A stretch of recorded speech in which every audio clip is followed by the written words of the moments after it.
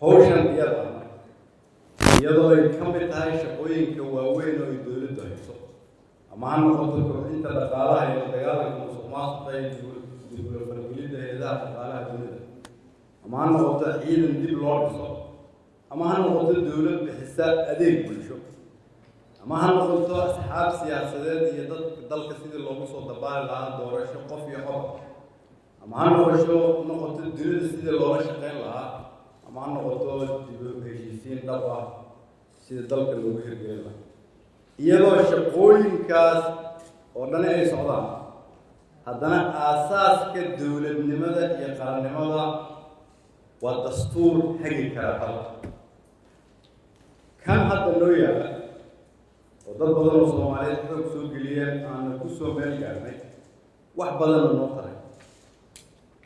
wuxuu u baahan yahay in la waafajiyo horumarka dalkeenu u gaaray horumarka ay gaari doono iyo mustaqbalka qurxan oo ay yeelan doonto ummadda Soomaaliyeed in la waafajiyo waxaan inkala shaqayn doonaa waxa aad sheegteen oo aad u baahan tihiin si arrinkan ugu hirgalo laakiin hadafka dowladnimadeena maanta waxay ku salaysan tahay in dadka Soomaaliyeed madaxdooda iyo iyagoo iskaashaday ay iyagu gaaraan go'aanada ah sida ay dowladooda u shaqeynayaan halbeegyada hadafyada shaqooyinka ka ratibma cidda qabanaysa qaabka loo qabanayo sida loo maalgelin lahaa intaba waxaa qorta shacabka Soomaaliyeed iyo madaxdooda kani waxaan rabnaa inuu ahaado dastuur ka madax bannaan in dad shisheeye ay miis nala fariistaan markaan qoranayo laakiin inaan ku casuumno ciddii aan rabno aqoon uga baahano oo aan tala ka dhageysano sidaas daraaddeed sida ay sheegeen wasiirka iyo labada guddoomiyaba waxaa dhab ah inuu noqdo dastuur Soomaaliyeed lagu sameeyey xoolo Soomaaliyeed lagu qoray maskax Soomaaliyeed laga ansixiyey dad Soomaaliyeed ay aqbashay ummadda Soomaaliyeed mustaqbalka Soomaalidana u noqdo aasaas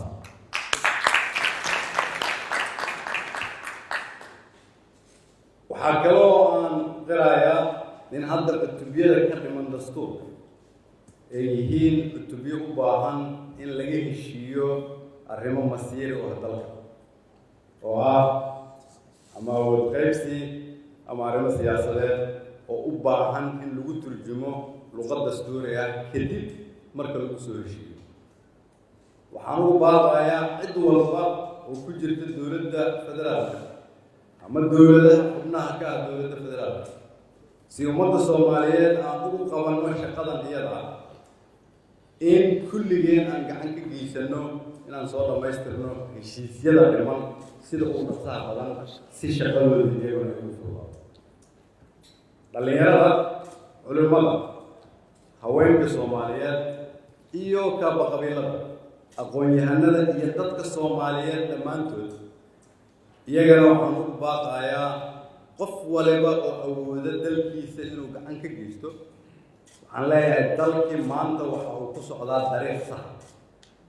waa run caqabado waa la marayaa dhibna waa la arkayaa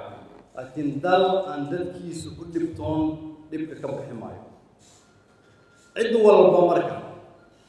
oo rabta dalkeedu inuu hagaago waxaan leeyahay gacan ka geyso haddaad culimo tahana culimnimada uga geyso haddaad gabar Soomaaliyeed tahana idinku abaabulan uga geysta haddaad odayaalkiina ku caawiya dadka Soomaaliyeed inay qabyaaladda ka fogaadaan haddaad aqoon-yahaniintiina ku caawiya haddaad ka shaqaysaan saxaafaddana ku dhisa dalka ha ku dumanina inta caadaysatay ummadda Soomaaliyeed inay ka dhex dhaliso khilaafaad ama ka gudbiso fariin aan u qarbin dadka Soomaaliyeed iyagana waxaan leenahay ilaahay ha soo heliyo inta ka horeysa haddii aadan dalkaada wax ku tari karin ka aamus waxa u dhimo dadkiina halkan isugu yimid anigoo ku hadlaya magacayga iyo magaca xukuumadda kan madaxweynaha waxaan idin ballan qaadaynaa in ay naga go'an tahay in la dhammaystiro dastuurka lagu soo dabaalo dalka asxaab siyaasadeed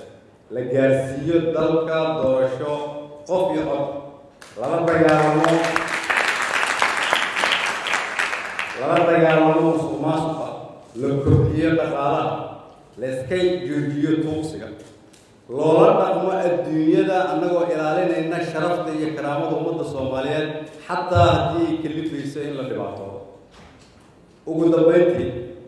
dawladdu waa inay adeeg bixisaa si ay dawladdu noqoto dawladda Soomaaliyeed ayaa laga rabaa carruurteeda inay isbitaallo siiso iskuulo siiso dadkeeda annagaana laga rabaa inaan dhab u heshiisiin dhab ah ka shaqeyno oo dadka Soomaaliyeed ay wax wada qaybsiga ku heshiiyaan dastuurkaasaana